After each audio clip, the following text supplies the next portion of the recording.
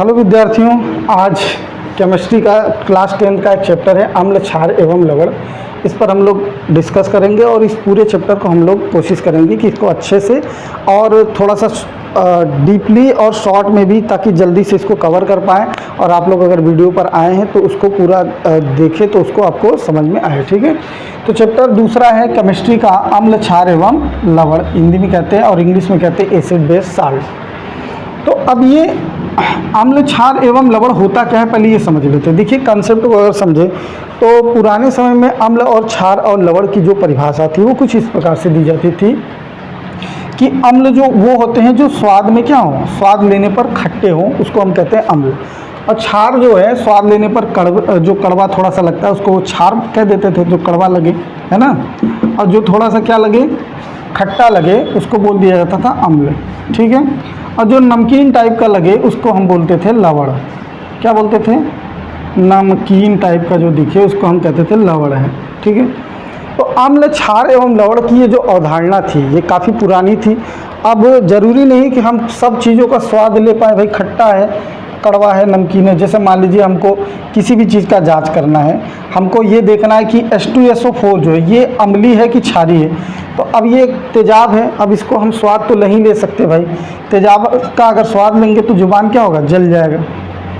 मान लीजिए किसी के पेशाब का pH जांच करना है ना, तो इसका स्वाद से तो नहीं लगा सकते ना कि ये अम्ल है, क्षार है, लवण है। तो इसी चीज़ को समझाने के लिए एक साइंटिस्ट आए, मतलब कई सारे कंसेप्ट दिए गए हैं इसके लिए। तो जिसमें आपको जो क्लास 10 का जो टॉपिक है उसमें आर्हेनियस का कंसेप्ट हमको पढ़ना है अम्ल, क्षार एवं लवण के लिए। तो आइए देखते हैं क्या होता है अम्ल, है ना। तो इनके अनुसार क्या है, अम्ल की परिभाषा इन्होंने क्या बताई, एसिड की परिभाषा। तो इन्होंने कहा कि अम्ल वे पदार्थ होते हैं, अम्ल वे पदार्थ होते हैं, ऐसे यौगिक होते हैं जिनको अगर जल में डाला जाए, तो लिख दे अगर यहाँ पर अम्ल वे पदार्थ होते हैं जिन्हें जल में डालने पर वे H+ आयन देते हैं। क्या देते हैं? H+ आयन देते हैं, है ना। तो अम्ल वे पदार्थ हैं जिन्हें जल में अगर डाला जाए तो क्या करते हैं, H+। अच्छा, जल में क्यों डालते हैं, ये भी बात है भाई, जल में ही क्यों डालेंगे। तो जल क्या होता है, एक बहुत अच्छा हमारा विलायक होता है और इसका डाइपोल मोमेंट बहुत अच्छा होता है। इसलिए अगर किसी भी पदार्थ को हम जल में डालेंगे तो अगर वो आयनित है, प्लस माइनस में टूटने वाला है, तो टूट जाएगा। ऐसे यौगिक जो प्लस माइनस में डिवाइड हो जाते हैं जल में डालने पर, उनको कहते हैं वैद्युत अपघट्य यौगिक। याद रखिएगा इसको भी, वैद्युत अपघट्य, है ना, अपघट्य यौगिक कहा जाता है किनको, जिन्हें जल में डालने पर वो प्लस माइनस आयन में टूट जाए। ठीक है, कुछ भी हो सकता है उसमें, कुछ भी, कोई भी पदार्थ हो सकता है। तो अम्ल जो होते हैं वो वैद्युत अपघट्य यौगिक होते हैं। क्यों? क्योंकि जल में डालने पर H+ आयन दे रहा है, इसका मतलब है कि वो क्या है, वो आयनित हो रहा है, तो वैद्युत अपघट्य होगा। एग्जाम्पल में क्या आएगा, जैसे HCl हो गया, HCl, HNO3 हो गया, है ना, H2SO4 हो गया, ये सब क्या है, ये सब अम्ल होते हैं। अब इसको अगर हम तोड़ेंगे तो हमको मिलेगा H+ और यहाँ प्लस मिल जाएगा Cl पर माइनस, यहाँ क्या मिलेगा, H पर प्लस और NO3 पर एक माइनस। ठीक है, अगर आपको ये नहीं समझ में आ रहा है कि ये कैसे प्लस और माइनस टूट रहा है, तो केमिस्ट्री वाले सेक्शन में मैंने एक वीडियो, एक लिस्ट बनाया हुआ है, वहाँ जाकर आप देखेंगे आयन मेथड से किस प्रकार कंपाउंड बनता है और कैसे टूटता है, वो उसके बारे में मैंने बहुत अच्छे समझाया। तो आप लोग जरूर देख लीजिएगा प्ले लिस्ट में जा करके। ठीक है, इसको अगर तोड़ेंगे तो क्या मिलेगा, 2H पर प्लस मिलेगा और SO4 पर डबल माइनस मिलेगा। ठीक है, तो अब हम यहाँ देखें अगर, तो सब में हमको H+ मिल रहा है, यहाँ भी H+ मिला, यहाँ भी H+ मिला और यहाँ भी H+ मिला। तो अब इसको हमने किस में डिजॉल्व किया, ये भी ध्यान रखिएगा, H2O में, पानी के अंदर। ऐसा मनमानी नहीं टूट जाएगा, पानी में डालेंगे तभी टूटेगा। H2O, यहाँ भी H2O और यहाँ भी H2O। क्यों? क्योंकि ये एक वैद्युत अपघट्य है। ठीक है, तो ऐसे पदार्थ जिन्हें जल में डालने पर, विलय करने पर वो H+ में टूट जाएं, वो कहलाते हैं क्या, अम्ल कहलाते हैं। क्या कहलाते हैं, अम्ल, जिसे एसिड कहते हैं। ठीक है, क्लियर हो गया। स्वाद में खट्टा, स्वाद में कड़वा और नमकीन टाइप का रहे तब, ठीक है। जैसे नींबू अगर खाएंगे तो क्या है, वो अम्ल है ना। और कड़वा में कोई चीज़ आप सोच लीजिए क्या खाने वाले हो। नमकीन में नमकीन खा लो, नमक खा लो, कुछ भी खा सकते हैं, ठीक है। कड़वा में भी मान लीजिए अगर हम सिरका ले लें तो सिरका थोड़ा सा अच्छा, वो तो एसिडिक हो जाएगा। तो सोडियम हाइड्रॉक्साइड देख ले, सोडियम हाइड्रॉक्साइड है ना, या फिर जो डिटर्जेंट पाउडर होता है उसका ऐसे लेंगे तो कुछ थोड़ा सा कड़वा टाइप का लगेगा। तो सब क्या होते हैं, क्षार होते हैं। खट्टे वाले सब क्या होते हैं, अम्ल होते हैं। नमकीन वाले सब क्या होते हैं, लवण होते हैं, ठीक है। लेकिन सब चीज़ों का स्वाद नहीं लिया जा सकता, इसलिए रसायन विज्ञान के अनुसार अगर हम देखें अम्ल की परिभाषा तो ये हो जाए कि अम्ल वे पदार्थ होते हैं जिन्हें जल में डालने पर वो क्या होते हैं, H+ आयन देते हैं, ठीक है। अब सेम यही बात अगर हम क्षार की करें, क्षार जिसको हम कहते हैं बेस, क्या कहते हैं भैया, बेस कहते हैं, ठीक है। तो बेस क्या होता है, इसी का देखिए अम्लवेय पदार्थ होते हैं जो जल में डालने पर क्या देते हैं, H+। तो यहाँ क्या हो जाएगा, सीधा सीधा वही परिभाषा लिखना है, केवल जल में जब डालेंगे तो OH- देगा। जहाँ H+ आ रहा है वहाँ पर हो जाएगा OH-। तो परिभाषा लिखने की कोई ज़रूरत नहीं हमको लग रहा है। तो आप यहाँ लिखेंगे क्षार वे पदार्थ होते हैं जिन्हें जल में डालने पर OH- आयन देते हैं। क्या देते हैं, OH- आयन देते हैं, वो क्षार कहलाते हैं, ठीक है। अम्ल की परिभाषा में क्या होगा, H+ आयन होगा। और क्षार क्या हो जाएगा, किसके अनुसार ये बातें की जा रही हैं, तो आर्हेनियस के अनुसार, ठीक है। ये सारी बातें किसके अनुसार चल रही हैं, आर्हेनियस के अनुसार, ठीक। क्या बताया, H+ आयन, क्या बताया, OH- आयन। एग्जाम्पल इसका क्या हो जाएगा, देखो एग्जाम्पल,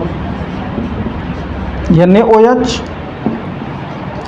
CaOH का होल ट्वाइस, LiOH, कुछ भी जिसमें हाइड्रोक्साइड उपस्थित हो ले लो, AlOH का होल थ्राइस, ये सब क्या हो जाएंगे, एग्जाम्पल हो जाएंगे बेस के, क्षार के।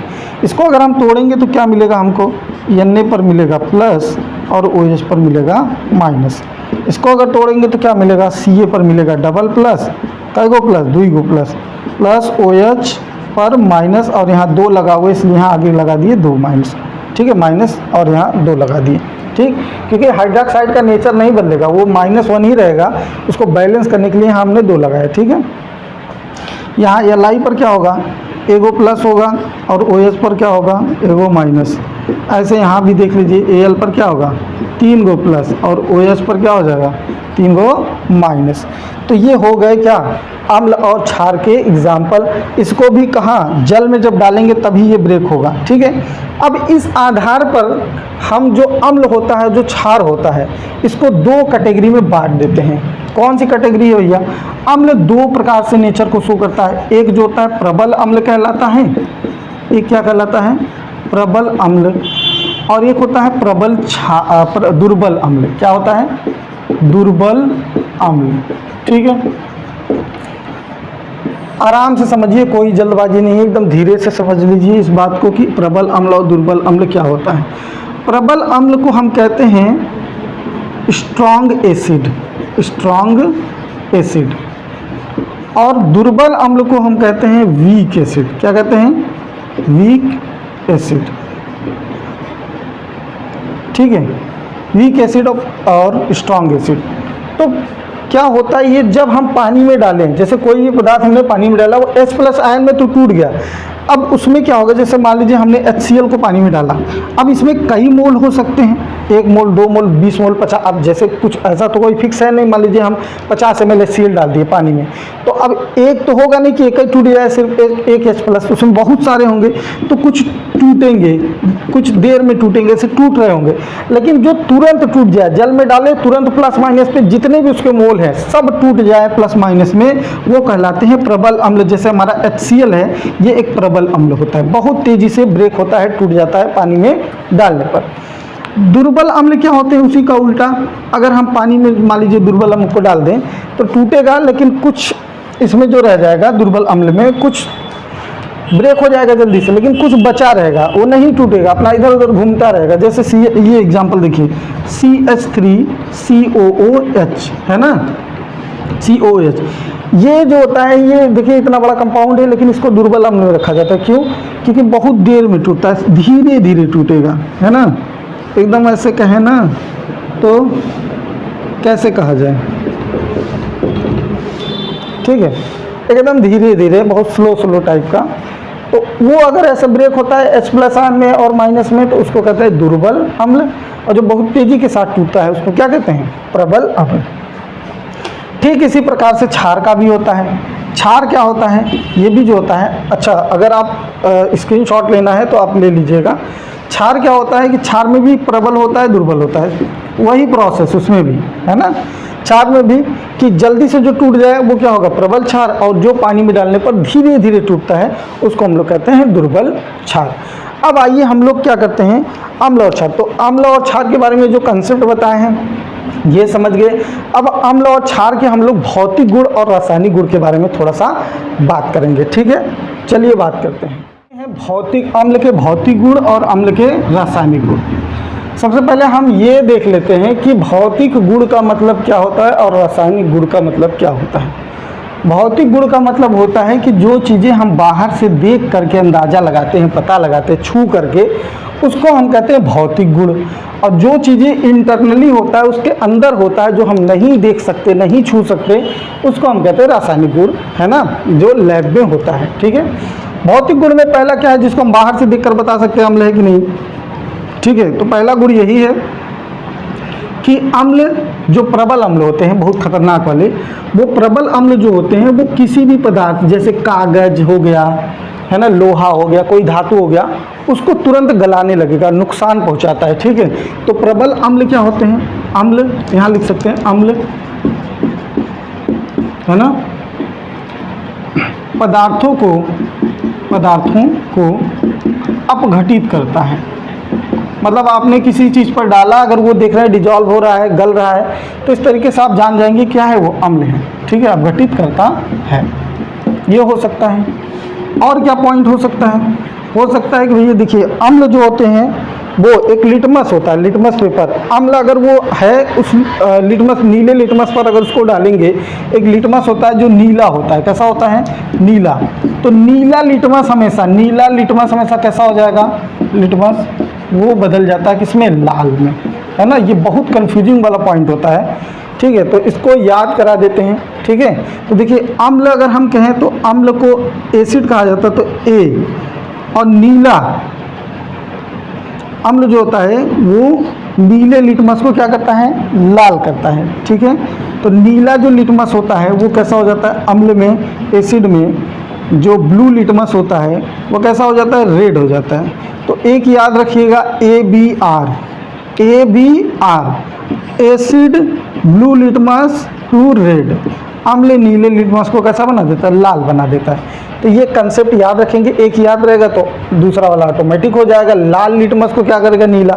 लेकिन अगर क्षार नीले वाले लिटमस में डालेंगे तो नीला वाला लिटमस वैसे ही रहेगा, ठीक है। तो ये पॉइंट यहाँ से बन जाता है कि अम्ल का जो गुण है।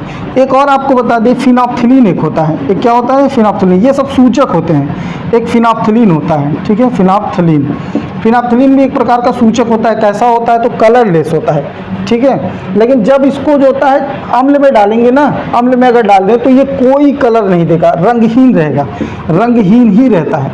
लेकिन जैसे ही क्षार में डालेंगे तो गुलाबी हो जाएगा। तो हमने अगर किसी चीज़ में डाला ऐसे, अगर वो अम्लीय है तो निश्चित रूप से क्या करेगा, कलर नहीं देगा, वो कलर नहीं देगा। लेकिन अगर वो क्षार रहेगा तो क्या करेगा, कलर दे देगा। तो फिनोप्थिलीन से भी हम क्या करते हैं, एक प्रकार का सूचक है जिससे हम पता लगा सकते हैं कि क्या, कि यह अम्ल है कि नहीं है, ठीक है। अब इसके रासायनिक गुण की अगर बात करें कि इसका अम्ल का रासायनिक गुण क्या होता है, तो रासायनिक गुण में पहला जो होता है, अम्ल किसी भी धातु से अभिक्रिया करके, अम्ल अगर किसी भी मेटल से रिएक्शन करेगा तो साल्ट लवण बनाता है, और बनाता है क्या, अगर वो धातु से रिएक्शन कर रहा है तो लवण बनाएगा और हाइड्रोजन गैस रिलीज करेगा।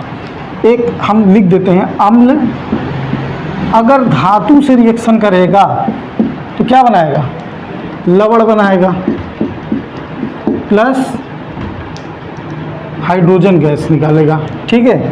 ये इसका रासायनिक रिएक्शन, अगर हाइड्रोजन गैस रिलीज हो रहा है, एसिड बन रहा है, तो फिर हम अगर अम्ल मिलाएं तो निश्चित रूप से ऐसा होगा, ये हाइड्रोजन गैस बनाना है तो हम ये रिएक्शन कर सकते हैं। ये एग्जांपल लेते हैं, हाइड्रोक्लोरिक एसिड एक प्रकार का क्या है, अम्ल है।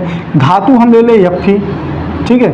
और इसका जब रिएक्शन कराएंगे तो देखिए ये जो Fe है इसको सी हाइड्रोजन को भी स्थापित कर देगा, है ना, क्योंकि इसकी रिएक्टिविटी अधिक होती है तो बना लेगा FeCl2 और प्लस हाइड्रोजन गैस रिलीज हो जाएगा, ठीक है। अब इसमें हम आप देखेंगे तो हाइड्रोजन एक है, वहाँ 2 है।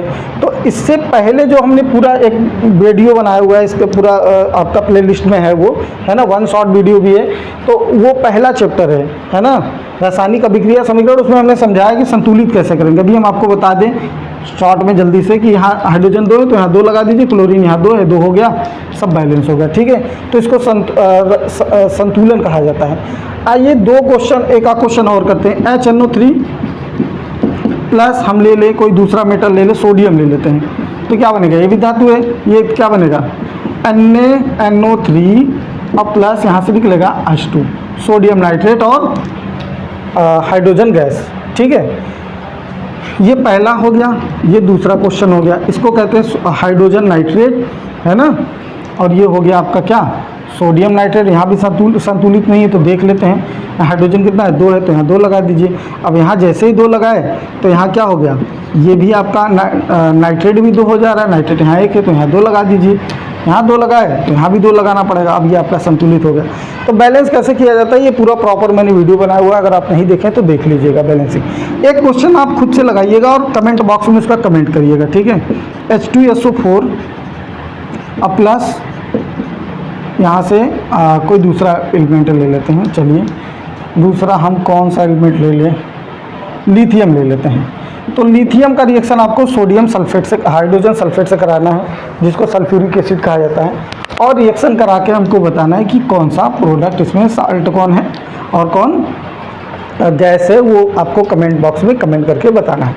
ये पहला इसका प्रॉपर्टी हो गया। पहली प्रॉपर्टी क्या है, अम्ल धातु से अभिक्रिया करके क्या बनाते हैं, लवण बनाते हैं और हाइड्रोजन गैस मुक्त करते हैं।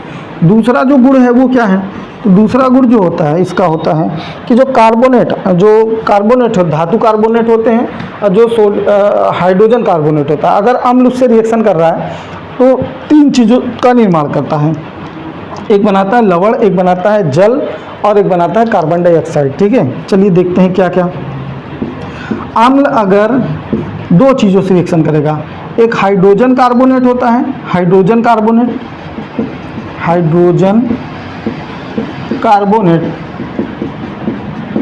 और एक होता है सोडियम एक होता है धातु कार्बोनेट। यहाँ लिख दे धातु हाइड्रोजन कार्बोनेट, धातु हाइड्रोजन कार्बोनेट और धातु कार्बोनेट। इन दोनों से रिएक्शन करने के बाद जो होता है वो बनाएगा क्या, तो बनाएगा हमारा, एक बनता है आपका लवण जिसको सॉल्ट कहते हैं, एक जल बनेगा और एक बनेगा CO2 कार्बन डाइऑक्साइड, ठीक है। इसके कुछ एग्जाम्पल हम आपको बताते हैं, समझाते हैं आज से, ठीक है। आइए देखते हैं इसके कुछ रिएक्शन को, है ना। यहाँ से अगर हम कहें अम्ल में हम ले लेते हैं HCl हाइड्रोक्लोरिक एसिड और प्लस हाइड्रोजन कार्बोनेट। तो हाइड्रोजन कार्बोनेट में हमारा क्या हो जाएगा NaHCO3, ठीक है। ये हो गया क्या, ये धातु हाइड्रोजन कार्बोनेट हो गया, ये अम्ल हो गया, ठीक है। इसका नाम क्या है, हाइड्रोक्लोरिक एसिड। ये सोडियम हाइड्रोजन कार्बोनेट, जिसको हम सोडियम बाइकार्बोनेट भी कहते हैं, बेकिंग सोडा है। अगर रिएक्शन होगा तो देखिए ये Na इस Cl के साथ जाएगा, साल्ट बनाएगा, तो क्या बना लगे NaCl। अब बचा हमारा क्या, देखिए H2O भी बनाना है, तो एक हाइड्रोजन यहाँ, एक हाइड्रोजन यहाँ और इसका एक ऑक्सीजन लेगा, ठीक है। तो 2 हाइड्रोजन और 1 ऑक्सीजन यहाँ मिल करके क्या बना लेगा, H2O बना लेगा। ऐसे समझिए, बाकी ऐसा मैकेनिज्म नहीं, लेकिन कंसेप्ट से बता रहे हैं। यहाँ हाइड्रोजन, ये हाइड्रोजन, 2 हाइड्रोजन 1 ऑक्सीजन इसका ले लिया। बचा क्या है, यहाँ 1 कार्बन बचा है, 2 ऑक्सीजन बचा है, तो क्या बनेगा, कार्बन डाइऑक्साइड। ठीक इसी प्रकार से आपको रिएक्शन करना है, कुछ भी दिमाग लगाने की ज़रूरत नहीं है। ऐसे सोचिए कि यहाँ इसका वाला जो रहेगा वो इसके पहले वाले के साथ चला जाएगा, 2 को जो हाइड्रोजन रहेंगे वो ऑक्सीजन लेकर के बना लेंगे। अभी देखिए एक और कराते हैं, आप बनाइएगा। जैसे मैं दे दूँ LiCl प्लस यहाँ मैं दे दूँ NaHCO3। इसका एग्जाम्पल आप लोग खुद करिएगा, देखिए बनाइएगा, बन जाएगा, ठीक है। आइए अब एक और एग्जाम्पल हम ले लेते हैं, किससे, एक हमने बताया था कि धातु कार्बोनेट से भी ये रिएक्शन करता है, तो धातु कार्बोनेट से हम एक रिएक्शन कराते हैं। चलिए हम HNO3 ले लेते हैं, ये एसिड है एक प्रकार का और इसका हम रिएक्शन करा दें धातु कार्बोनेट Na2CO3 के साथ, ठीक है। अब ये क्या बनाएगा, तो देखिए अभी इसमें भी आप देखिएगा ये माइनस वाला इसके प्लस वाले के साथ जाएगा। अब सोडियम पर एक प्लस चार्ज होता है, NO3 पर एक माइनस चार्ज, तो क्या बना लेगा NaNO3। अब क्या बचा, अब हमको जानना है कि H2O निकलेगा, तो ये हाइड्रोजन अकेला है, अब इसको बाद में बैलेंस करेंगे, लेकिन हमको जल निकालना है तो हम जल बना देते हैं H2O और प्लस यहाँ कार्बन डाइऑक्साइड बना देते हैं, ठीक है। कार्बन डाइऑक्साइड, एक कार्बन और यहाँ का 2 ऑक्सीजन एक हाइड्रोजन के साथ चला। अब आप सोच रहे होंगे कि सर यहाँ एक ही हाइड्रोजन है और यहाँ 2 हाइड्रोजन हो गया, ठीक है। तो ये रिएक्शन होता है, अब बैलेंस करने के लिए हम लगाएंगे, जैसे यहाँ 2 हाइड्रोजन है ना, अब हम यहाँ 2 लगा देंगे, 2 हाइड्रोजन, ठीक है। ये 2 हाइड्रोजन हो गया, ऑटोमेटिक NO3 कितना हो गया, 2 हो गया। ये NO3 यहाँ कितना है, 1 है, तो यहाँ 2 लगा दीजिए, ठीक। सोडियम यहाँ 2 हो गया, यहाँ सोडियम 2 है, कार्बोनेट यहाँ, अच्छा ऑक्सीजन कितना हो जाएगा भाई, ऑक्सीजन 3 और 3 दूना 6, 6 3 9 हो गया। इधर कितना हो रहा है, 3 दूना 6, 6 1 7 और 7 2 9 हो गया, ठीक है। ये भी बैलेंस है। और सोडियम 2 है और नाइट्रोजन कितना है, 2 इधर है और नाइट्रोजन 2 इधर, तो पूरा ये समीकरण क्या है, बैलेंस है। अब इसी के आधार पर एक क्वेश्चन हम दे रहे हैं, आप इसको लगाइएगा।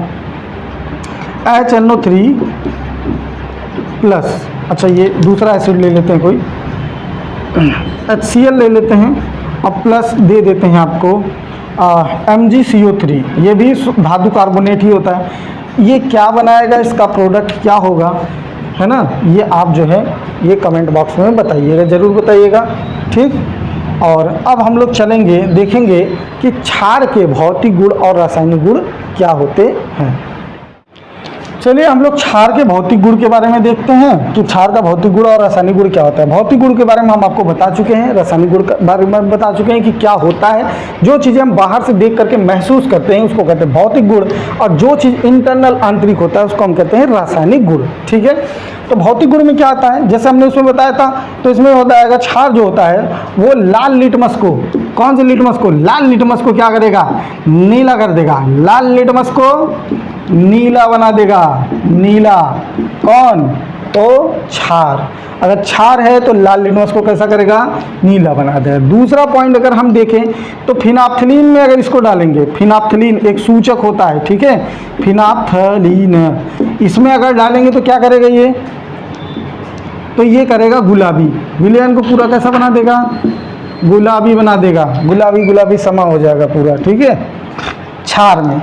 और ये क्या कर सकता है, तो देखिए अगर इसको जो क्षार होता है इसको हाथ में लगाएंगे तो जैसे साबुन में ऐसे छटकता उटकता है ना, वैसे ये भी क्या करेगा, थोड़ा सा वैसा ही आपको प्रतीत होगा, ठीक है। तो ये सब इसके भौतिक गुण हो गए जो हम इन चीज़ों को, अगर ये हम बात करें स्वाद में कैसा होता है तो कड़वा या खट्टा होता, वो ऐसा होता है, क्या कहते हैं उसको, क्या कहते हैं, खारा टाइप का कुछ ऐसा होता है, ठीक है। रासायनिक गुण की अगर बात करें तो देखिए क्षार जो होता है इसकी अगर हम बात करें, ये आपका कार्बन डाइऑक्साइड से रिएक्शन करता है, जो क्षार होता है वो कार्बन डाइऑक्साइड से रिएक्शन करेगा, ठीक है। कार्बन डाइऑक्साइड से रिएक्शन कराने के बाद ये बनाता है धातु कार्बोनेट और रिलीज करता है आपका जल, है ना। तो हम यहाँ पहले लिख दें कि क्षार और कार्बन डाइऑक्साइड, ठीक है, इससे रिएक्शन करेगा तो क्या बनाएगा, ये बनाएगा धातु कार्बोनेट और निकालेगा जल, और निकालेगा क्या, जल। तो देखिए एक क्षार है, ये कार्बन डाइऑक्साइड है, धातु कार्बोनेट क्या हो जाएगा, सोडियम इसमें है, सोडियम कार्बोनेट होता है CO3, ठीक है, और प्लस क्या निकालेगा भाई, जल निकालेगा तो जल H2O हो जाएगा, ठीक है।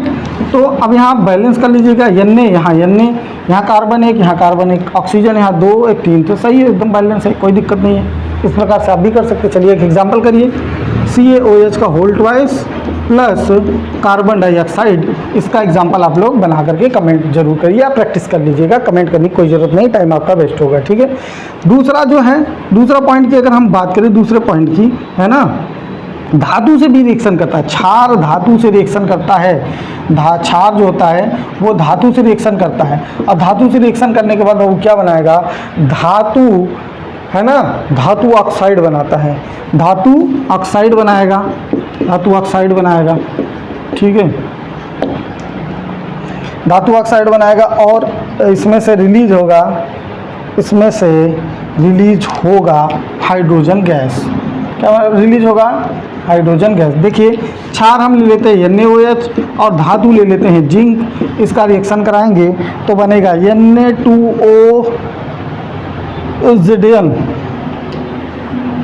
Na2O2Zn प्लस बन जाएगा, यहाँ से निकलेगा हाइड्रोजन और ये बन जाएगा हाइड्रोजन गैस। ये इसका दूसरा रासायनिक गुण है। अब हम लोग देखते हैं कि जो अम्ल होता है, जो क्षार होता है, अगर दोनों वो आपस में रिएक्शन कर ले तब क्या बनता है। तो चलिए आगे देखते हैं अम्ल और क्षार की अभिक्रिया होने पर क्या होता है, तो देख लेते हैं। देखिए आपने सुना होगा कि अम्ल और क्षार की अभिक्रिया को एक और नाम से जाना जाता है, उदासीनीकरण अभिक्रिया। क्या कहते हैं, अगर कोई अम्ल है और किसी क्षार से वह अभिक्रिया कर रहा है तो वो बनाएगा लवण। क्या बनाएगा, लवण बनाएगा और जल बनाएगा। ठीक है, अम्ल अगर क्षार से अभिक्रिया कर रहा है तो लवण बनाएगा और जल बनाएगा। इसी अभिक्रिया को ही हम कहते हैं उदासीनीकरण अभिक्रिया। लेकिन आपको ध्यान रखना है कि आपको प्रबल अम्ल और प्रबल क्षार लेना है। ठीक है, तो प्रबल अम्ल में हम लोग ले लेते हैं HCl ले लेते हैं, बहुत सिंपल सा एक रिएक्शन है।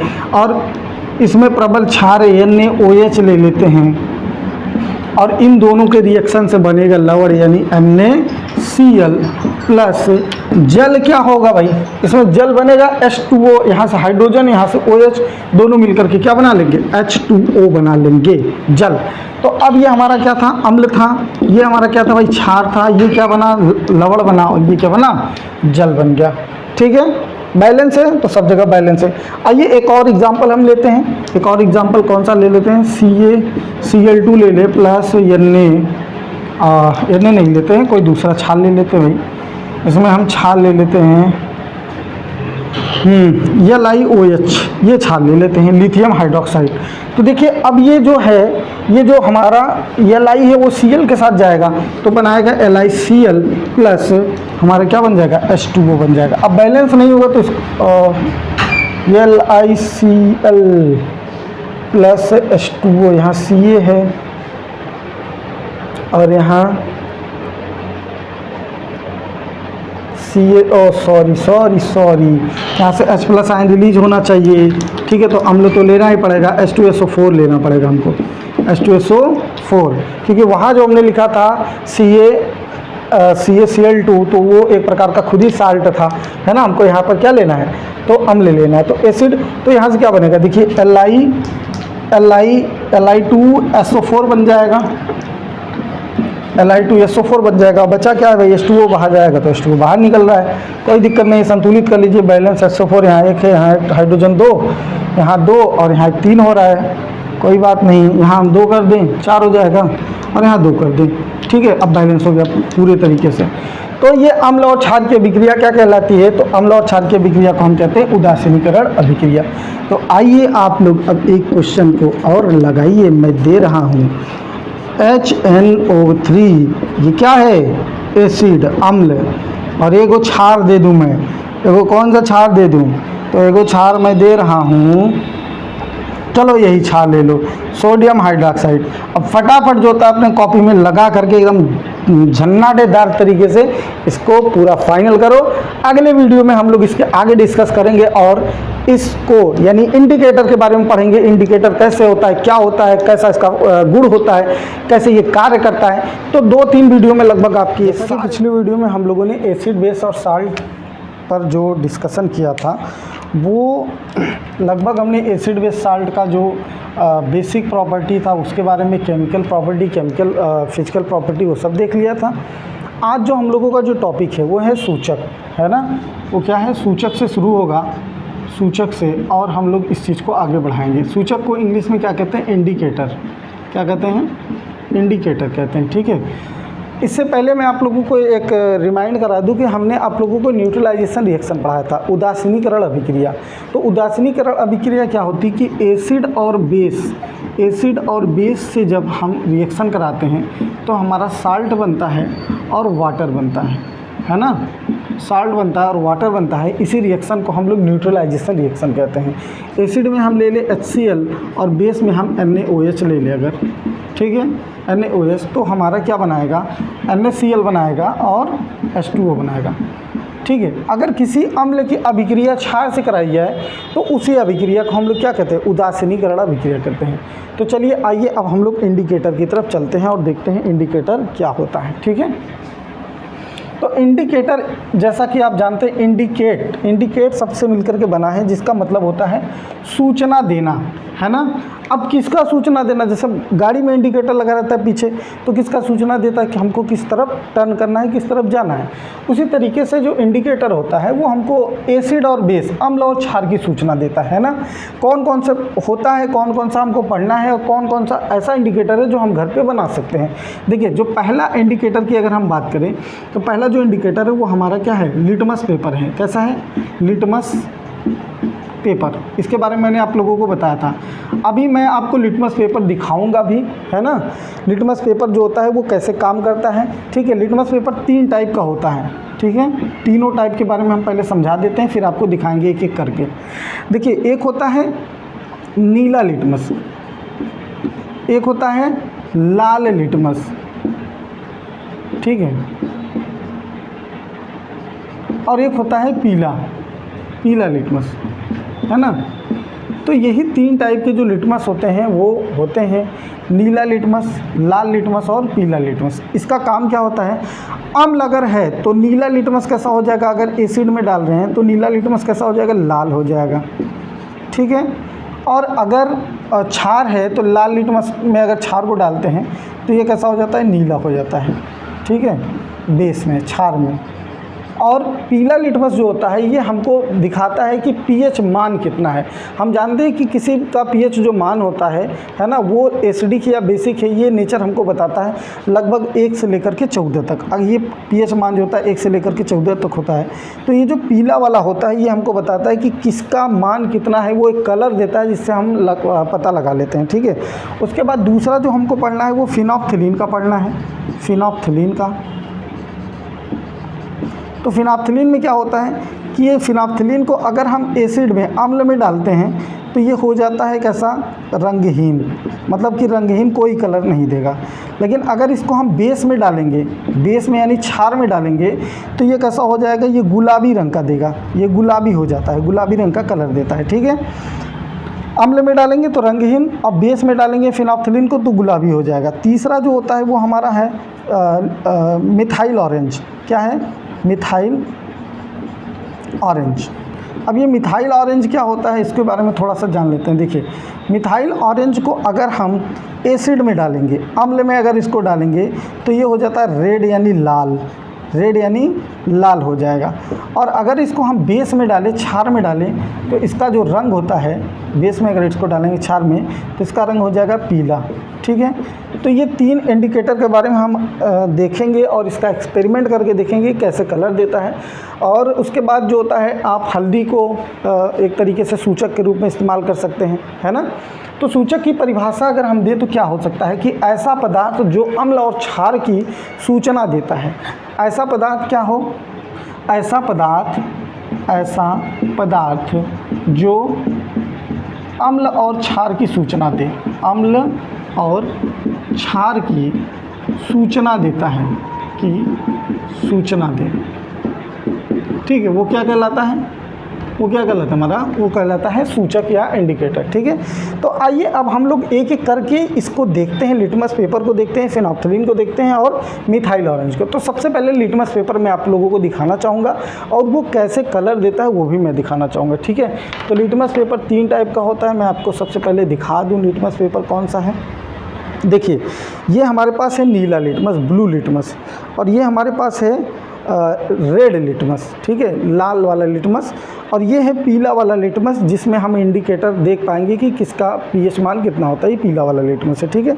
अब आइए एक एक करके हम देखते हैं क्या सच में है। जैसे जो नीला वाला लिटमस है वो एसिड डालेंगे तो लाल हो जाएगा। तो क्या मेरे पास कोई एसिड है, तो आइए लेकर के आते हैं एसिड को।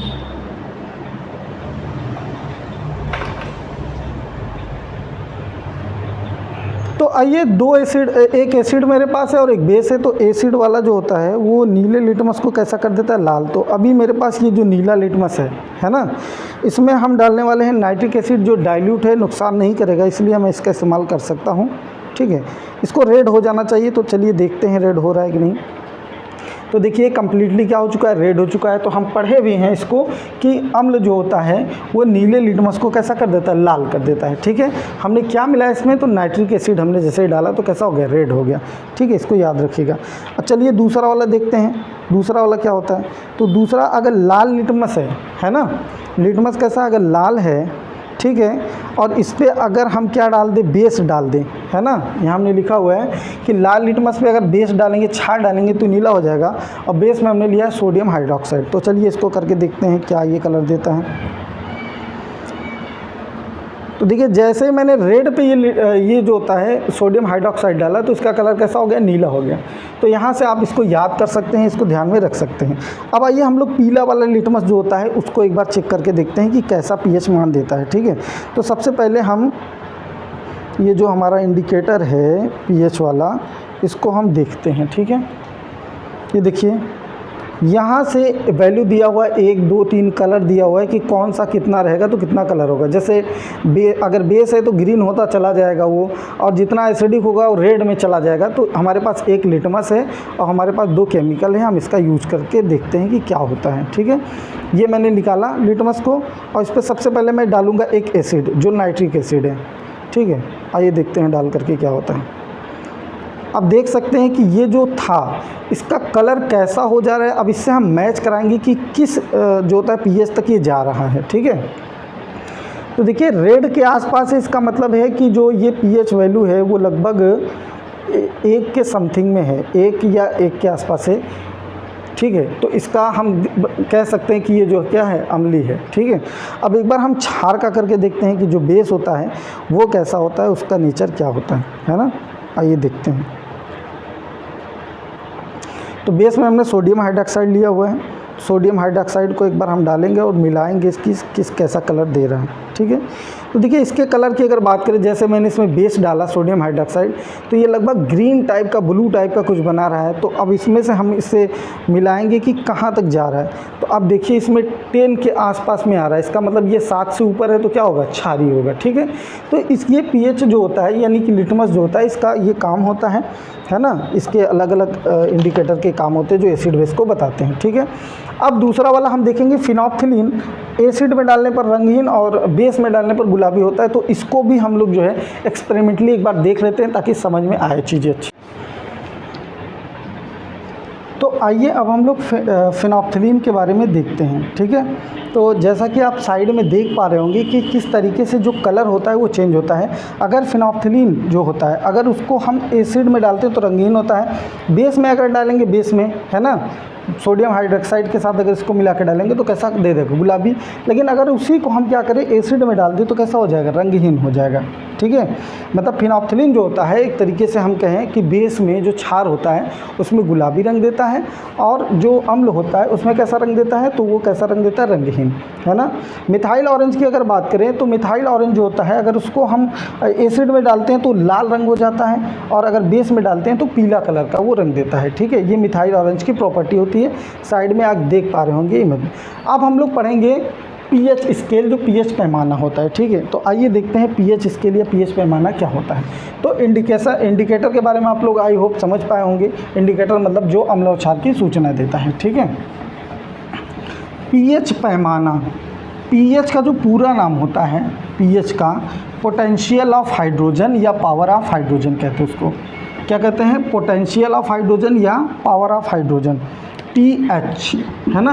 तो इसको कहते हैं power of hydrogen, potential of hydrogen. ठीक है, ये हाइड्रोजन की सांद्रता को व्यक्त करता है, और इसका जो मान होता है वो 1 से लेकर के कितना होता है, 14 के बीच में होता है। 1 से लेकर के 14 के बीच में होता है। और ये जो होता है इस तरीके से अगर हम कहें तो यहाँ 1 वैल्यू होता है, फिर 2 3 4 ऐसे जाता है, फिर एक बीच में 7 आता है, फिर 8 9 10 11 12 13 14। ठीक है, तो अगर 7 से नीचे होता है तो वो पदार्थ क्या होता है, अम्लीय होता है। पीएच मान अगर 7 से नीचे होता है तो पदार्थ कैसा होता है, अम्लीय होता है। और अगर 7 से इस साइड में है, ऊपर जाता है, आगे की तरफ जाता है, तो वो क्या हो जाता है, क्षारीय हो जाता है। कैसा हो जाता है, क्षारीय हो जाता है। अगर किसी का पीएच मान होता है 7 तो वो जो पदार्थ होता है ना, उसको हम कहते हैं कि वो उदासीन है। क्या बोलते हैं उसको, उदासीन है। ठीक है, अब जितना कम वैल्यू, 7 से जितना कम वैल्यू होगा वो उतना अम्लीय होगा, और 7 से जितना ज़्यादा वैल्यू होगा वो क्या होगा, क्षारीय होगा।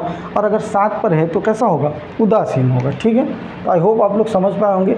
अब हम कुछ इंपॉर्टेंट जो पीएच मान होते हैं, जो कुछ कंपटीशन एग्ज़ाम में पूछे जाते हैं, बोर्ड एग्ज़ाम में भी आते हैं, तो कुछ इंपॉर्टेंट आपके सामने लिखने जा रहे हैं और बताएंगे कि किसका पीएच मान कितना होता है। तो आइए अब हम लोग देखते हैं कि जो पीएच मान होता है ना, पीएच मान जो होता है वो किस यौगिक का कितना होता है, पीएच का मान। ठीक है, यौगिक के लिए अलग अलग होता है, तो किसके लिए कितना होता है वो हम देख लेते हैं। देखिए, सलाइवा जो होता है, मुंह का लार जो होता है खाने से पहले, वो 7.4 होता है। यानी 7.4 का मतलब अगर 7 से ज़्यादा है तो वो क्या है, क्षारीय है। लार खाने के बाद कितना होता है, 5.8, यानी वो अम्लीय हो जाता है। ठीक है, एक चीज़ आपने ध्यान दिया होगा कि खाने के बाद, डॉक्टर जो होते हैं खाने के बाद सजेस्ट करते हैं कि ब्रश करना चाहिए, है ना, खाने के बाद। तो खाने के बाद ब्रश क्यों करना चाहिए, तो उसका कारण है क्योंकि जो सलाइवा होता है, मुंह का जो पीएच मान होता है वो 5.8, इसका मतलब क्या हो जाता है, अम्लीय हो जाता है ना, अम्लीय। और हम जानते हैं कि जो हमारा टूथपेस्ट होता है, ठीक है, वो कैसा होता है, क्षारीय होता है। तो अगर अम्ल और क्षार की अभिक्रिया होती है तो वो उदासीन हो जाता है। इसीलिए जो होता है कि ये सलाह दी जाती है, क्योंकि एसिडिक नेचर ज़्यादा रहेगा तो दांतों पर वो क्या करता है, इफेक्ट पहुंचाता है। अगर हम ब्रश कर लेते हैं तो हमारा जो मुंह होता है वो क्षारीय हो जाता है, और जिससे हमको जो दांत टूटने का दर, दंत क्षरण जो होता है ना, उससे बचा जा सकता है। ये नींबू का रस अगर बात की जाए, नींबू का रस जो होता है इसका पीएच वैल्यू 2.5 यानी एसिडिक होता है। नींबू के रस में अगर पूछा जाए कौन सा एसिड पाया जाता है तो साइट्रिक एसिड पाया जाता है, ये याद रखिएगा। ठीक है, टमाटर जो होता है इसका पीएच मान कितना होता है, तो 4.1 होता है। टमाटर में कौन सा एसिड पाया जाता है, तो टार्टरिक एसिड पाया जाता है। ठीक है, सॉरी, ऑक्जेलिक एसिड, ऑक्जेलिक। इमली में पाया जाता है टार्टरिक एसिड। ठीक है, रक्त का पीएच मान कितना होता है, रक्त का पीएच मान 7.4 होता है। जल का पीएच मान कितना होता है, ये 7 होता है, यानी जल जो होता है हमारा उदासीन होता है। हाइड्रोक्लोरिक एक प्रकार का एसिड है जिसका मान कितना होता है, पीएच मान 1 होता है। और सोडियम हाइड्रोक्साइड जिसका मान 13 से 14, यानी ये प्रबल क्षार होता है, और ये क्या होता है, प्रबल अम्ल होता है। ठीक है, तो कुछ पीएच मान कुछ यौगिकों के जो महत्वपूर्ण थे वो हमने आपको बता दिए। अब इस पर जो सबसे इम्पॉर्टेंट टॉपिक बन जाता है वो बनता है कि पीएच पर आधारित जो न्यूमेरिकल आते हैं, जो प्रश्न आते हैं, जैसे H+ सांद्रता पूछ लेता है हमसे, पीएच मान पूछ लेता है हमसे, POH का मान पूछ लेता है हमसे, तो ये कैसे निकालेंगे। तो आइए देखते हैं कि सबसे पहले इसके कौन कौन से फार्मूले होते हैं। एक फार्मूला, पहला जो फार्मूला होता है वो होता है H+ - log बेस 10 H, यहाँ से लिख दे pH H+ यहाँ हो जाएगा। ठीक है, एक फार्मूला ये बनता है। इसी के आधार पर एक फार्मूला और होता है, यहाँ माइनस अगर हटाना हम चाहें, है ना, तो ये H जो है नीचे आ जाएगा। फार्मूला है, इसको थोड़ा सा देख लीजिएगा। फार्मूला pH एक फार्मूला हो जाएगा लॉग, इसी का फार्मूला बन जाएगा बेस 10 1 में H+ सांद्रता। सांद्रता को हमेशा बड़े वाले क्वेश्चन में लिखा जाता है। तो एक तो फार्मूला आपका ये बन गया। ठीक है, एक फार्मूला और होता है, वो क्या होता है, ये तो पहला वाला फार्मूला हो गया। दूसरा वाला फार्मूला जो होता है वो क्या होता है, तो H+ OH- 1 × 10⁻⁻14। एक फार्मूला आपका ये बनेगा।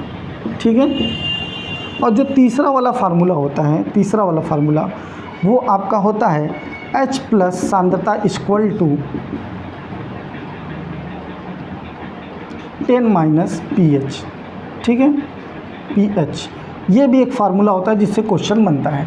तो आइए इस पर आधारित प्रश्न कैसे सॉल्व किए जाते हैं वो हम लोग देखते हैं। जैसे मान लीजिए कोई क्वेश्चन दे दिया, किसी पदार्थ का जो है, कोई पदार्थ है उसका जो pH मान H+ की जो सांद्रता है वो 1 × 10⁻⁻5 है। मान लीजिए इस तीनों टाइप से क्वेश्चन हम आपको बताएंगे। ठीक है, तो इसको थोड़ा सा स्क्रीनशॉट लेना है तो ले लीजिए ताकि उधर का इरेज करें हम।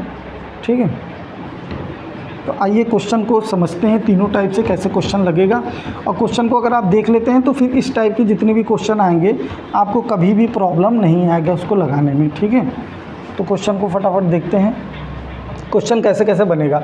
एक क्वेश्चन पूछ लेगा कि कोई पदार्थ है जिसकी H+ सांद्रता का मान, H+ सांद्रता का मान दे देगा कि 1 × 10⁻⁻5 है, तो pH का मान कितना होगा। इस क्वेश्चन को किस फार्मूले से लगाएंगे, देखिए ऐसा अगर क्वेश्चन आ जाए तो हमको फार्मूला ये वाला यूज़ करना है, ये वाला ज़्यादा आसान है, इसी को यूज़ करिएगा लग जाएगा। pH का मान पूछ रहा है हमसे और फार्मूला हम जानते हैं log बेस 10 1/H+ की सांद्रता। अब H+ की जो सांद्रता है वो क्वेश्चन में दे रखा है, ठीक है। तो हम रखेंगे pH = क्या मिल जाएगा, log बेस 10 1/, अब इसका मान कितना दिया है तो मान दे रहा है 1 × 10⁻⁵, ठीक है।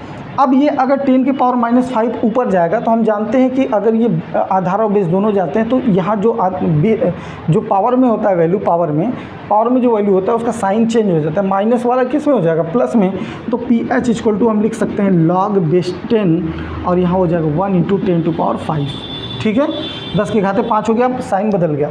अब हमने एक फार्मूला पढ़ रखा है लॉग के केस में कि log m/n अगर होता है ना, तो उसको हम लिख सकते हैं n log m, ठीक है। ऐसा हम लिख सकते हैं।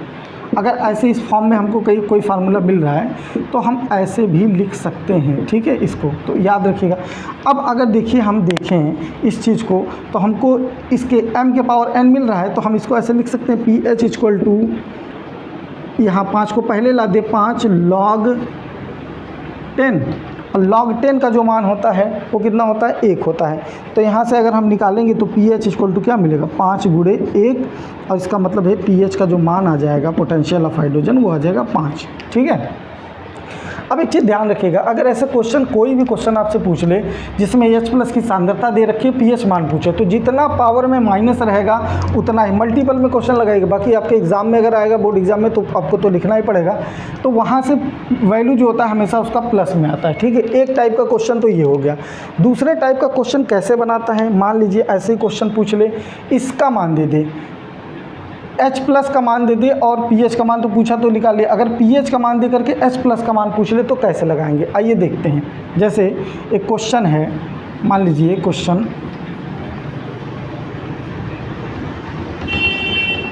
में दे दे कि कोई यौगिक जिसका pH मान दे दे 1 × 10⁻⁶, है ना, इतना दे दे, pH मान दे रहा है ना, तो pH मान ऐसे हमेशा पॉजिटिव में देता है। pH मान अगर दे दे, क्योंकि pH मान 1 से 14 तक की होगा, pH मान दे दे 5 या 4 दे दे, चलो ठीक है, pH मान 4 दे रहा है। अब पूछे कि H+ की सांद्रता क्या होगी, तो देखिए ये वाला फार्मूला आप तुरंत लगाइएगा। H+ की सांद्रता = जो होता है वो होता है क्या,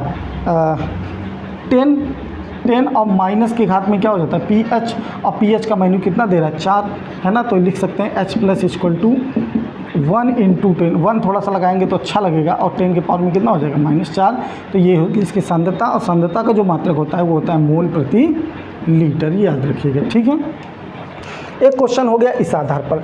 एक क्वेश्चन इस आधार पर पूछता है, इसमें 2 क्वेश्चन बनता है। एक तो OH का मान देकर के सांद्रता पूछ लेता है H+ की, और या तो इसका OH का मान देकर के सांद्रता ना पूछ करके हमसे पूछ लेता है कि pH मान क्या होगा। तो इन सब क्वेश्चन को कैसे लगाएंगे, आइए उसको हम थोड़ा सा देख करके समझते हैं। फार्मूला ध्यान में रखिएगा, इसका स्क्रीनशॉट लेना ले सकते हैं, ठीक है। और हम लोग इस क्वेश्चन को देखते हैं कि किस टाइप से क्वेश्चन लगेगा। आसान है, क्वेश्चन बना सकते हैं, कोई भी बना सकता है। जैसे देखिए हमको क्वेश्चन में दे रहा है कि कोई यौगिक है जिसके हाइड्रोक्साइड का मान 1 × 10⁻⁸ है, तो बताइए इसके सांद्रता का मान H+ का मान क्या होगा और इसके pH का मान क्या होगा। ऐसा क्वेश्चन दे दें, ठीक है। तो कैसे लगाएंगे, तो इस वाले फार्मूले का यूज करके हमको लगाना है, ठीक है। आइए देखते हैं कैसे लगेगा। तो हम जानते हैं H+ सांद्रता इंटू OH माइनस सांद्रता, है ना, = 1 × 10⁻⁻14, 14, ठीक है। अब हमको OH का मान दे रहा है, कितना दे रहा है, तो OH का जो मान है वो दे रहा है 1 गुणे 10 के घाते -8 इक्वल टू 1 गुणे 10 के घाते -14। अब हम जानते हैं पक्षांतर के नियम में कि जो वैल्यू गुणा के रूप में रहता है बराबर के इस साइड में जाता है तो वो भाग हो जाता है, और जोड़ रहता है तो घटाना, घटाना रहता है जोड़ हो जाता है। ठीक है, सांद्रता निकालना है तो इस वैल्यू को उधर भेजना ही पड़ेगा। तो क्या हो जाएगा H plus equal to 1 into 10⁻14 अपान में कितना हो जाएगा 1 इंटू 10⁻8, है ना। 1 गुणे 10 के घाते -14, 1 गुणे 10 के घाते -8। अब अगर ये वैल्यू ऊपर जाए तो क्या हम उसको ऐसे लिख सकते हैं 1 गुणे 10 के घाते -14, और ये वैल्यू जब ऊपर जाएगा तो ध्यान रखिएगा कि अगर कभी भी 10 के पावर का वैल्यू ऊपर जाता है तो जो पावर में वैल्यू रहता है, जो मान रहता है, वो हमेशा साइन बदल जाता है। माइनस है तो क्या हो जाएगा प्लस हो जाएगा, यानी लिख सकते हैं 10 के घाते 8 हो। ठीक है, अब अगर हम इसमें से घटाएंगे इसको, क्योंकि आधार बराबर है तो घातों को आपस में जोड़ दिया जाता है, तो अगर इसको घटाएंगे तो हमको H प्लस की जो सांद्रता मिल जाएगी वो मिल जाएगी कितनी 10 के घाते -14 और गुणे 10 के घाते 8, यानी इसमें से +8 कर दीजिए तो इसको निकालेंगे तो 1 गुणे 10 के घाते -6 आ जाएगा। ये H प्लस की सांद्रता आ गई। ठीक है, और इसका मात्रक क्या होता है मोल प्रति लीटर, ये ध्यान रखिएगा। अभी एक वैल्यू निकल करके आया जो हमसे पूछा था H प्लस की सांद्रता, लेकिन अगर क्वेश्चन में हमसे उसी क्वेश्चन में pH का वैल्यू भी पूछ ले तो अब pH का वैल्यू कैसे निकालेंगे। तो देखिए यहाँ पर pH के लिए जो हमने फार्मूला पहले H प्लस का निकालेंगे, अब pH का जो फार्मूला है वो लगाएंगे। ठीक है, तो H प्लस की सांद्रता हमको मिल चुकी है। अब pH का जो फार्मूला होता है मैं लिख दे रहा हूँ। pH का फार्मूला जो है यहाँ से समझिएगा थोड़ा सा, pH इक्वल टू क्या होता है log बेस 10 1 अपान H प्लस की सांद्रता। ठीक है, अब pH इक्वल टू हो जाएगा log बेस 10 1 अपान H प्लस की सांद्रता कितनी आ गई 1 इंटू 10⁻6, और ये वैल्यू अगर ऊपर जाएगा तो हम लिख सकते हैं pH equal to log 1 into 10⁻6, इतना लिख सकते हैं, कोई दिक्कत नहीं, बेस में 10 रहता ही है। ठीक है, अब हम जानते हैं log m और log m के पावर n का जो रिलेशन था अभी जो बताया था वो बन रहा है, तो ये वैल्यू इधर आ सकता है, तो हम लिख सकते हैं pH equal to 6 log base 10 और यहाँ रहेगा 10, और log बेस 10 का वैल्यू होता है कितना 1, तो यहाँ से अगर हम रखेंगे pH इक्वल टू 6 इंटू 1 तो हमको मिलेगा 6, यानी कि ये हमारा जो पोटेंशियल ऑफ हाइड्रोजन आया उसका मान कितना आ गया 6 आ गया। तो तीनों पर आधारित जो प्रश्न थे न्यूमेरिकल थे वो भी हमने आपको बता दिया। इंडिकेटर क्या होता है, सूचक क्या होता है, इसका एक्सपेरिमेंटली जो कैसे कौन सा कलर देता है, जैसे लिटमस में नीला जो अम्ल होता है नीले लिटमस को लाल करता है, क्षार लाल लिटमस को नीला करता है, और जो येलो वाला जो लिटमस था वो हमको दिखाता है कि कितना pH मान है। pH पैमाना क्या होता है, ये एक प्रकार का एक पैमाना होता है जिसमें हम pH का मान ज्ञात करते हैं, जो 1 से लेकर के 14 तक होता है। 14 तक अगर 7 से ऊपर होता है तो क्षारीय होता है, 7 से कम होता है तो अम्लीय होता है, 7 होता है तो उदासीन होता है। उसके बाद जो होता है हमने फिनोप्थलीन के बारे में देखा, फिनोप्थलीन जो होता है अम्ल में कोई कलर नहीं देता, क्षार में गुलाबी देता है। मिथाइल ऑरेंज का देखा, मिथाइल ऑरेंज अम्ल में लाल कलर का रंग देता था, है ना, और क्षार में जो होता है पीला कलर का रंग देता था। इसी प्रकार से आप हल्दी का भी कर सकते हैं, इसी प्रकार से आप चाइना रोज जो आपने देखा होगा गुड़हल का फूल, उसको गर्म कर लीजिए और उसके बाद इंडिकेटर के रूप में उसको यूज कर सकते हैं। ठीक है, अब जो इसमें टॉपिक बचा हुआ है वो टॉपिक हमारा कौन सा है, वो हमारा टॉपिक है साल्ट यानी लवण। लवण कितने टाइप के होते हैं उसके बारे में पढ़ेंगे, लवण क्या होते हैं, जैसे सिंपल साल्ट साधारण नमक हो गया, उसके बाद हमारा होता है द्विक लवण होता है, उसके बाद हमारा कॉम्प्लेक्स साल्ट होता है। ठीक है, कॉम्प्लेक्स साल्ट जटिल लवण, तो इसके बारे में आप अध्ययन करेंगे। उसके बाद बहुत सारे यौगिक है, सोडियम हाइड्रोक्साइड, हाइड्रोक्लोरिक एसिड, उसके बाद आपका हो जाएगा bleaching powder, plaster of Paris. ठीक है, इन सब के बारे में, इनकी प्रॉपर्टी, इनका यूज कहाँ पर किया जाता है, बेकिंग सोडा वगैरह सब है, साल्ट में ही आएगा। उसके बारे में हम लोग अगले वीडियो में पढ़ करके इस पूरे चैप्टर को ख़त्म करा देंगे। ठीक है, अगर आप वीडियो को देख रहे हैं तो आप पूरा अच्छे से देखेंगे तो आपका एकदम एक तरफ से एक तरफ तक पूरा टॉपिक एकदम कंप्लीट हो जाएगा, कोई प्रॉब्लम आपको नहीं आएगी। अगर आपको प्रॉब्लम आ रही तो आप जरूर कमेंट करें, उसका समाधान किया जाएगा। ठीक, जैसा कि हम लोग एसिड बेस साल्ट का जो चैप्टर है उसको पूरा कर रहे हैं, तो आज का जो टॉपिक है साल्ट बचा हुआ था लवण, तो उसके बारे में हम लोग पढ़ेंगे। ठीक है, इससे पहले वाले वीडियो में हमने आपको एसिड बेस का जो प्रॉपर्टी होता है, एसिड बेस क्या होता है और उसके भौतिक गुण, रासायनिक गुण, साथ ही साथ जो होते हैं बनाने की विधि और सूचक के बारे में बता दिया। अगर आपने वीडियो नहीं देखा है तो प्लेलिस्ट में वीडियो पड़ा हुआ है, उसको पहले देख लें ताकि ये वीडियो आपको समझ में आए। देखिए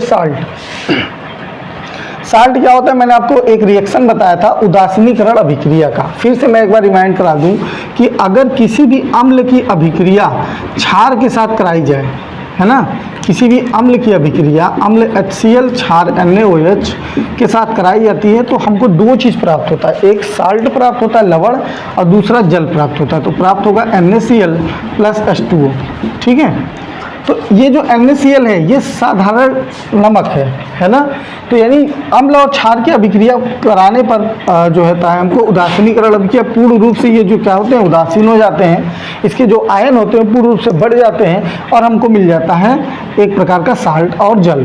तो आज हम लोग कुछ बेसिक सॉल्ट्स के बारे में, पहले तो सॉल्ट्स का वर्गीकरण करेंगे, जो लवण होता है कितने वर्ग में इसको बांटा गया है ना। तो आइए सबसे पहले हम इसको डिस्कस करते हैं, लवण को जो होता है कितने भाग में डिवाइड करते हैं हम। तो लवण को अगर देखा जाए तो कई भाग में डिवाइड किया जाता है, लेकिन जो बेसिकली है वो 3 भाग में डिवाइड इसको किया जाता है। एक होता है साधारण लवण, साधारण लवण, एक होता है द्विक लवण और एक होता है जटिल लवण। ठीक है, साधारण लवण को हम कहते हैं सिंपल सॉल्ट, द्विक लवण को हम कहते हैं डबल सॉल्ट और जो जटिल लवण होता है इसको हम बोलते हैं कॉम्प्लेक्स सॉल्ट। ठीक है, अब ये तीनों कैसे हम पहचानेंगे कि ये जो होता है साधारण नमक है या जो होता है द्विक नमक है या फिर जो है जटिल नमक है। ठीक है, तो साधारण नमक की क्वालिटी होती है कि जब भी हम इसको बनाएंगे, है ना, तो इसका जो ये बनेगा वो पूर्णतः आयनित होकर के यानी उदासीन होकर के बनेगा। जैसे इस अभिक्रिया में जो हमने बनाया है तो यहाँ जो NaCl एक प्रकार का साधारण लवण है, इसके पहचानने का जो मेथड है वो एकदम आसान है कि आप देखेंगे सबसे पहले जो लगा होगा एलिमेंट वो पॉजिटिव धनात्मक होगा और दूसरा एलिमेंट हमेशा ऋणात्मक होगा। ठीक है, इससे हम आसानी से पहचान सकते हैं कि हमारा जो है साधारण नमक है। जैसे हम लिख सकते हैं NaCl ये साधारण नमक है, MgCl2 ये हमारा साधारण लवण है ना, AlCl3 ये जो है हमारा साधारण लवण है। ठीक है, इस तरीके से हम जो है साधारण लवण के बारे में और भी हम लिख सकते हैं NaBr ये भी क्या है हमारा साधारण लवण है। तो ये जो सिंपल साल्ट होते हैं ये पूर्णतः आयनित होकर के क्या होते हैं बनते हैं। ठीक है, और इनका निर्माण हमेशा अम्ल और क्षार की अभिक्रिया से ही होता है। ठीक है, द्विक लवण की अगर बात करें डबल साल्ट, तो अगर सिंपल साल्ट के दो अलग अलग सिंपल साल्ट आपस में मिल जाए, यानी दो अलग अलग जो साधारण लवण है वो आपस में मिल जाए तो बनाते हैं क्या द्विक लवण। जैसे हम पढ़ते हैं फिटकरी, है ना, तो फिटकरी क्या है, ये आपका द्विक लवण है। इसका फार्मूला क्या होता है K2SO4। देखिए K2SO4 ये क्या एक पॉजिटिव एलिमेंट था और यहाँ पर एक ये का कंपाउंड जो है निगेटिव एलिमेंट है पूर्णतः आयनित होकर के बना है। Al2SO4 का होल थ्राइस इंटू 24H2O। अब आइए समझते हैं, ये एक प्रकार का सिंपल साल्ट है, ये भी एक प्रकार का सिंपल साल्ट है। क्यों है, क्योंकि यहाँ एक पॉजिटिव था और यहाँ एक निगेटिव बना तो सिंपल साल्ट हुआ। यहाँ एक पॉजिटिव जो है धातु था और यहाँ निगेटिव कंपाउंड्स था। ठीक है, तो इनसे मिलकर के ये पूर्णतः आयनित होकर के बने। लेकिन इसमें देखिए ये एक अलग सिंपल सॉल्ट है, ये अलग सिंपल सॉल्ट है, तो इन्हीं दोनों के मिलने से जो होता है वो हमारा फिटकरी का निर्माण। अभी इसका रासायनिक नाम क्या होगा तो अभी हम जब यहाँ आपको बताएंगे तो बताएंगे कि इसका रासायनिक नाम कैसे बनता है और इसका रासायनिक नाम क्या होता है। जटिल लवण की अगर बात करें, है ना, तो इसकी क्वालिटी क्या होती है। सबसे पहले तो उसको पहचानने का एक तरीका होता है कि इसमें सब एक बड़ा कोष्ठक रहेगा, है ना, ये बड़ा कोष्ठक जरूर रहता है कॉम्प्लेक्स सॉल्ट में, जटिल लवण में। जैसे हम लिख दें तो इसका एक लिखते हैं K4F, एग्जाम्पल लिख रहे हैं FeCN6, है ना, K4FeCN6 ये क्या है कॉम्प्लेक्स सॉल्ट। इसकी क्वालिटी क्या होती है, जब भी इसमें दो पॉजिटिव आयन हो सकते हैं, है ना, लेकिन जब भी इसको तोड़ेंगे तो एक जो स्फेयर के अंदर यानी कि जो कोष्ठक के अंदर रहता है उस पर कोई चार्ज कभी भी नहीं आता। जब भी इसको ब्रेक करेंगे तो जो बाहर वाला तत्व होता है उस पर धनायन आता है, बाकी इस पूरे स्फेयर के ऊपर माइनस आता है। जबकि सिंपल सॉल्ट में ऐसा नहीं था, सिंपल सॉल्ट में पूरा कंप्लीटली प्लस माइनस में डिवाइड हो जाता है। जैसे इसको तोड़ेंगे तो ये K पर प्लस आएगा, लेकिन जो पूरे स्फीयर पर आएगा FeCN6 है ना, इस पर आपका आ जाएगा माइनस, ठीक है, माइनस आ जाएगा। ये प्लस और माइनस इसीलिए आता है ताकि इसको पूरा कर पाए। यहाँ पर अगर हम देखें पोटेशियम की संख्या 4 है तो यहाँ पर भी कितना माइनस हो जाएगा, 4 माइनस हो जाएगा। तो इस तरीके से जब ये 4 माइनस 4 माइनस आयन, ठीक है। तो इस तरीके से जो कॉम्प्लेक्स साल्ट जो होता है जब ये ब्रेक होता है तो बाहरी वाले तत्व पर जो होता है धन आयन आता है और पूरे स्फीयर मंडल पर जो होता है ऋण आयन आता है। तो आप समझ पा रहे होंगे कि साधारण लवण, द्विक लवण और जटिल लवण में अंतर क्या है, ठीक है। तो एक एक एग्जाम्पल आप लिखे रहिएगा ताकि आपको आसानी हो। आइए अब हम लोग जो है कुछ सामान्य लवण के बारे में देखते हैं। जैसे पहला हमने लिखा है साधारण नमक, है ना, इसका फार्मूला होता है NaCl और इसका जो रासायनिक नाम होता है वो होता है सोडियम क्लोराइड, ठीक है। अब इसके बारे में और क्या क्या चीज़ें देखनी पड़ती है, तो देखिए सबसे पहले तो हम देखेंगे उसका जो केमिकल फार्मूला है वो और उसका केमिकल नाम, इसका यूज कहाँ कहाँ होता है ना, भौतिक गुण क्या होता है और जो है इसका रासायनिक गुण बनाने की इसकी विधि क्या होती है, ठीक है। तो इनके बारे में हम देखेंगे, अध्ययन करेंगे। तो आइए एक एक करके हम लोग डिस्कस करते हैं।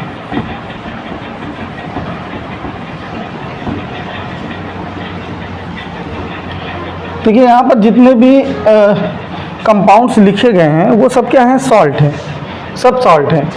सबसे पहले मैं सबका फार्मूला एक तरफ से एक तरफ तक लिख देता हूँ। कास्टिक सोडा जो होता है इसका फार्मूला होता है NaOH, है ना, NaOH। इसका केमिकल नाम क्या होता है, तो इसका केमिकल नेम हो जाएगा सोडियम हाइड्रोक्साइड, सोडियम हाइड्रोक्साइड,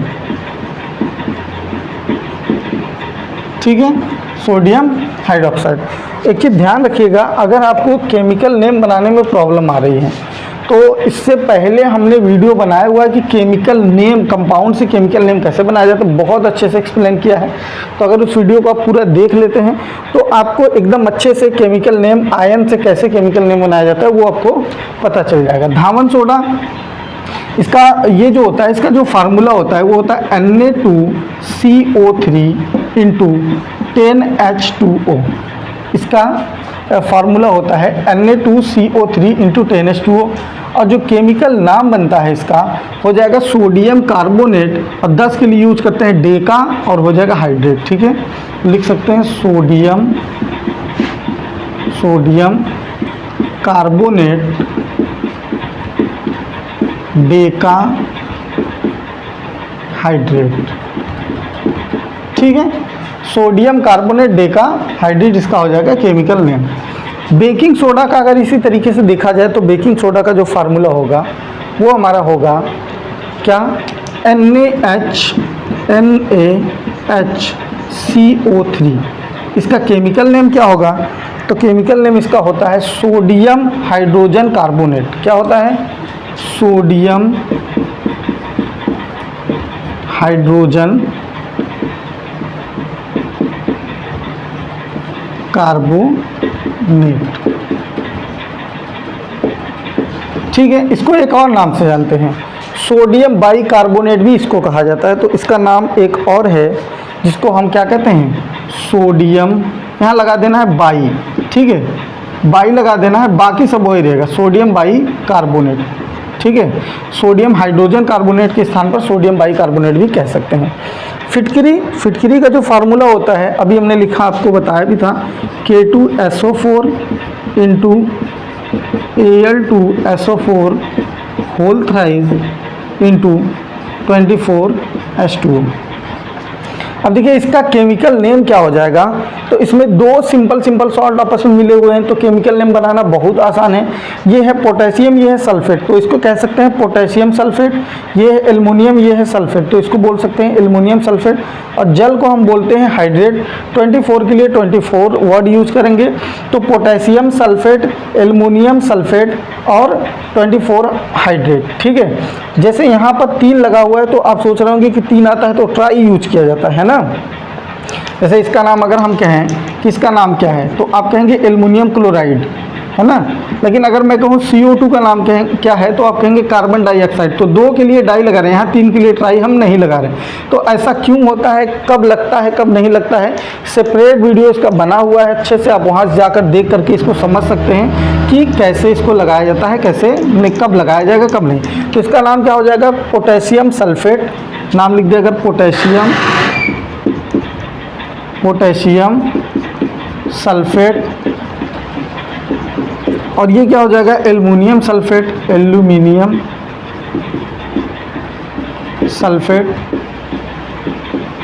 और 24 को लिख सकते हैं 24 हाइड्रेट, है ना, 24 हाइड्रेट, ठीक है।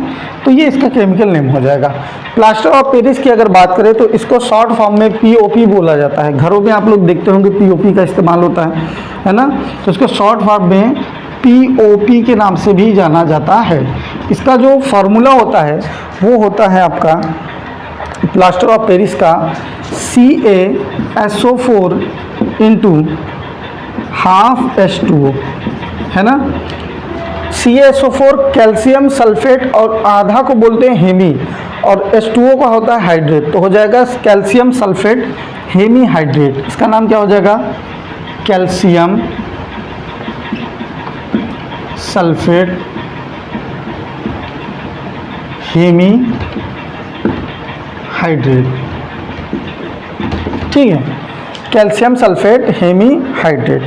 अब अगर बात करें जिप्सम का, तो जब भी हम POP में पानी मिलाते हैं तो क्या होता है, उसकी कठोरता को बढ़ा देता है, जिसे हम जिप्सम कहते हैं। सीमेंट में सेम यही फंक्शन होता है कि सीमेंट में अगर पानी मिलाएंगे तो क्या करेगा, कठोरता को बढ़ा देगा, जब बना लेगा क्या, जिप्सम। और जिप्सम एक कठोर पदार्थ होता है। इसका फार्मूला बन जाता है CaSO4 इंटू 2H2O, यानी 1.5 गुना जो होता है प्लास्टर ऑफ पेरिस से, यानी सीमेंट से। प्लास्टर ऑफ पेरिस एक प्रकार का सीमेंट ही होता है।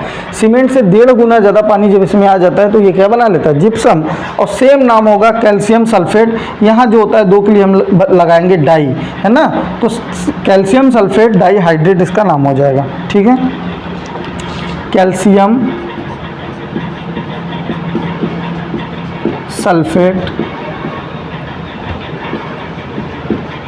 और 2 के लिए हो जाएगा डाई, और जल के लिए हो जाता है हाइड्रेट, तो डाई हाइड्रेट, ठीक है। कैल्शियम सल्फेट डाई हाइड्रेट इसका नाम हो जाएगा।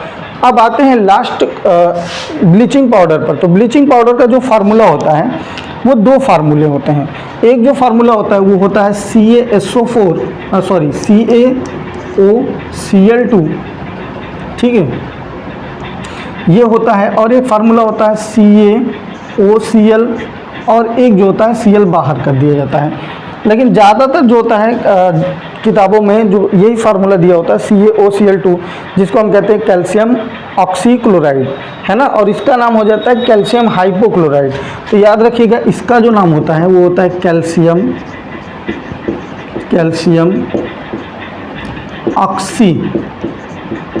ऑक्सीक्लोराइड।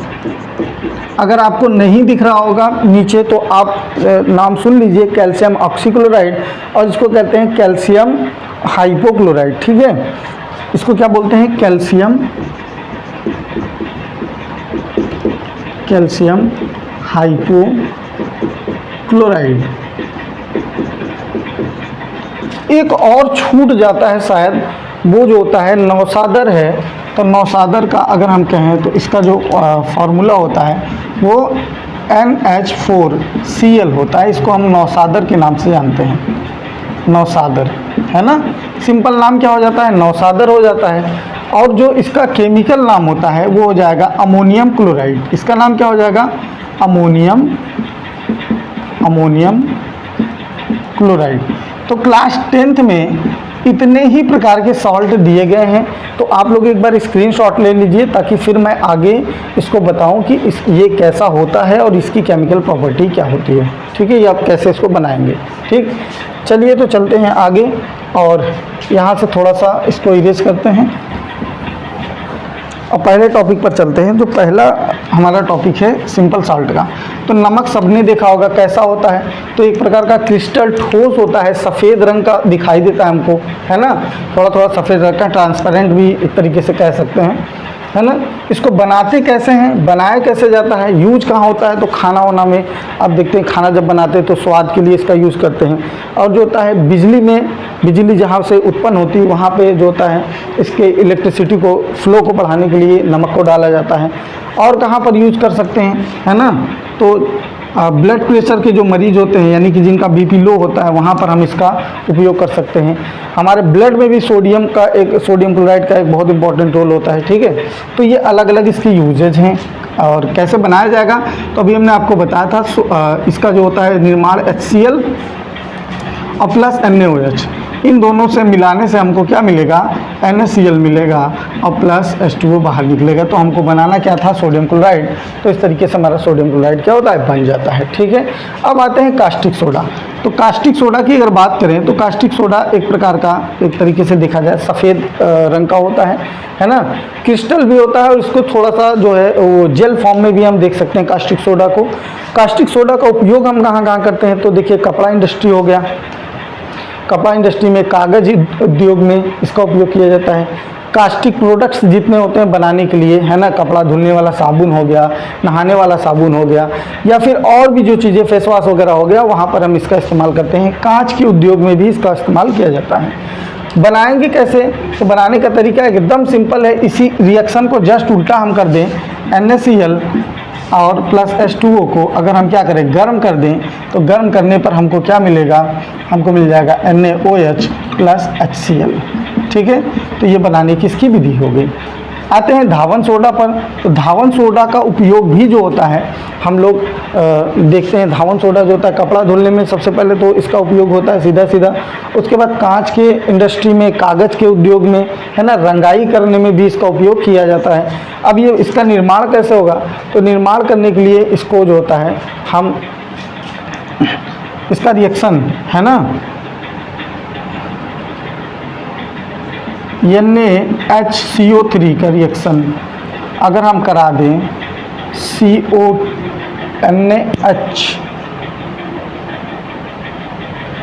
NaOH सोडियम हाइड्रॉक्साइड की अभिक्रिया अगर हम CO2 के साथ कराते हैं, है ना, तो बनाता है Na2CO3, ठीक है, और H2O बाहर निकलता है ना। अब इसको संतुलित करने के लिए आप यहाँ 2 लगा दीजिए, ठीक है, इधर 2 और इधर भी कितना हो जाएगा,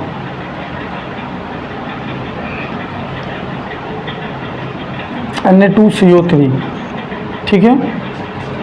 बैलेंस नहीं हो पा रहा है, इधर ऑक्सीजन 2 है, इधर 1 है, इधर अगर 2 करेंगे हाइड्रोजन हो जाएगा 4। चलिए इसको बैलेंस आप लोग करिएगा, देखिएगा, है ना। और फिटकरी जो होता है, फिटकरी का उपयोग हम, अच्छा बेकिंग सोडा भी बच गया। तो बेकिंग सोडा जो होता है, बेकिंग सोडा ये जो होता है खाने के जितने भी प्रोडक्ट्स होते हैं या बेकरी इंडस्ट्री में इसका उपयोग किया जाता है, ठीक है। और बेकिंग सोडा का उपयोग हम जो होता है आग बुझाने के लिए भी करते हैं। अच्छा, धावन सोडा का उपयोग भी हम लोग आग बुझाने के लिए कर सकते हैं, ठीक है। ये जो बेकिंग सोडा होता है इसका उपयोग भी हम लोग आग बुझाने के लिए करते हैं, ठीक। तो याद रखिएगा इसका निर्माण कैसे होगा, तो इसका निर्माण करने के लिए हमको जो होता है सोडियम कार्बोनेट और जल से जो होता है सोडियम कार्बोनेट और जल से रिएक्शन कराने पर इसका निर्माण हो जाएगा। फिटकरी जो होता है, फिटकरी इसका उपयोग कहाँ किया जाता है, तो एक प्रकार का क्रिस्टल ठोस होता है और इसका उपयोग जो होता है कई सारी चीज़ों में, ब्लड क्लॉट जैसे कहीं कट वट जाता है तो इसको लगाने में इसका उपयोग किया जाता है। कागज़ की जो इंडस्ट्री होती है कागज़ बनाने में इसका उपयोग किया जाता है, ठीक है, यूज करते हैं। निर्माण कैसे होता है, तो ये जो K2SO4 होता है प्लस इसको Al2SO4 का होल थ्राइज प्लस 24 H2O, अगर इनको हम जोड़ दें, है ना, तो हमारा क्या बन जाएगा, फिटकरी बन जाएगा, ठीक है। तो क्या बन जाएगा, K2SO4 इंटू Al2SO4 का होल थ्राइज और प्लस इंटू 24 H2O। ये सभी अभिक्रिया एक प्रकार, देखिए ये अभिक्रिया खास करके ये कौन सी अभिक्रिया है, योगात्मक अभिक्रिया, एडिशन, क्योंकि इसमें सारी चीज़ें क्या हो रही है, जुड़ जा रही हैं। अब चलिए हम लोग आगे चलते हैं और देखते हैं प्लास्टर ऑफ पेरिस को। प्लास्टर ऑफ पेरिस,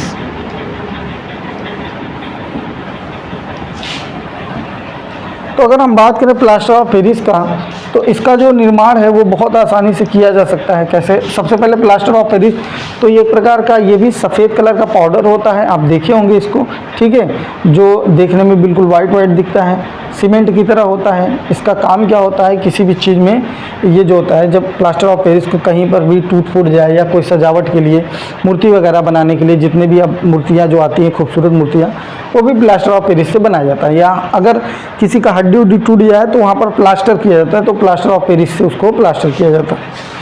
और अगर हम बात करें कैसे बनाया जाएगा, तो जिप्सम जो होता है CaSO4 इंटू 2H2O को अगर हम क्या करें, हीट कर दें, अगर क्या करें, हीट कर दें। अब कितना हीट करते हैं, अबाउट जो होता है 120 डिग्री पर हीट करते हैं, ठीक है, तो हमारा बन जाता है CaSO4 into half H2O plus 1/2 यानी 1.5 H2O निकल जाएगा, ठीक है। तो हमको बनाना क्या था, प्लास्टर ऑफ पेरिस, तो प्लास्टर ऑफ पेरिस तरीके से निर्माण हो जाता है। जिप्सम की अगर बात करें तो जिप्सम जो होता है वो प्लास्टर ऑफ पेरिस के में अगर हम जल की मात्रा मिला दें, कितना 1.5 गुना मिला दें, तो हमारा जिप्सम बन जाता है। जिप्सम एक प्रकार का ठोस क्रिस्टल होता है जो सीमेंट से बना होता है, प्लास्टर ऑफ पेरिस से बना होता है, ठीक है। अगर इसकी बनाने की विधि की बात करें तो हमारा जो प्लास्टर ऑफ पेरिस होता है इंटू हाफ H2O, अगर इसका रिएक्शन जल के साथ कितनी मात्रा में, तो 1.5 गुना मात्रा में अगर इसका रिएक्शन करा दिया जाए तो हमको मिल जाता है CaSO4 और इंटू 2H2O, ठीक है, ये हमको मिल जाएगा, ठीक। अब हम आते हैं ब्लीचिंग पाउडर पर। ब्लीचिंग पाउडर जो होता है इसका इस्तेमाल आप लोग इसको देखेंगे, सफ़ेद तरह का एक पाउडर होता है जो क्रिस्टल होता है, ये भी एक तरीके से देखा जाए तो पाउडर की तरह होता है। ये जो होता है इसकी अगर इसकी गंध ली जाए तो बड़ी तीखी टाइप की गंध होती है। इसके उपयोग की अगर बात की जाए तो जल को शुद्ध करने में, है ना, पानी जितना भी पानी जो गंदगी होती है उसको शुद्ध करने में, और कई इंडस्ट्रियों में भी इसका उपयोग किया जाता है। कागज़ उद्योग हो गया, चमड़ा उद्योग हो गया, वहाँ पर भी इसका उपयोग किया जाता है ब्लीचिंग का, ठीक है। अगर ब्लीचिंग पाउडर की बात की जाए, एग्ज़ाम में सीधा सीधा आपका फार्मूला पूछ लेगा कि इसका फार्मूला क्या होता है, तो फार्मूला आप ज़रूर याद रखिएगा और उसका केमिकल ज़रूर याद रखिएगा, ठीक है। तो इस तरीके से हमारा ये टॉपिक जो होता है समाप्त होता है। एक टॉपिक और नौसादर वाला मैंने दिया था NH4Cl का, तो NH4Cl का कोई भी एक आप जो है NH4Cl का कोई भी एक आप गुण जो है वो कमेंट बॉक्स में कमेंट करिएगा। इस तरीके से ये जो चैप्टर होता है वो पूर्णतः आपका क्या होता है, समाप्त होता है। अगर आपको इस चैप्टर में कोई भी प्रॉब्लम है तो आप कमेंट बॉक्स में कमेंट करिएगा ताकि उस पर सेपरेट तरीके से हम वीडियो बना सकें, ठीक है। चलिए मिलते हैं नेक्स्ट वीडियो में, तब तक के लिए बाय।